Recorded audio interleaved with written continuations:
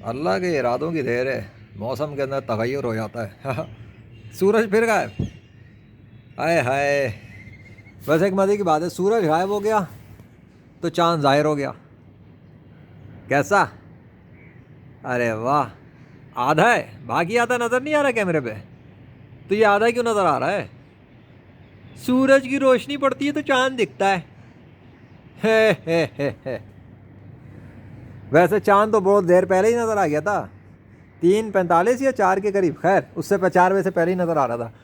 अभी तो फ़िलहाल ये सीन है, बादलों का मंजर है, सूरज मंजर से गायब हो चुका है नाजरीन। जैसा कि आप देख रहे हैं आसमान साफ़ है, कुछ कुछ बादल के टुकड़े उड़ते फिर रहे हैं। मतलब ये कि मंजर साफ़ है। हाँ, बारिश का फ़िलहाल कोई इम्कान नज़र नहीं आ रहा। जैसा कि आप जानते हैं बारिश का कोई इम्कान नहीं है। साइंस ये कहती है कि बारिश का कोई इम्कान नहीं है। साइंस, हाँ, साइंस ये कहती है कि बारिश का कोई इम्कान नज़र नहीं आ रहा दूर दूर तक। फ़िज़ा साफ़ हो चुकी है और सूरज ढक चुका है।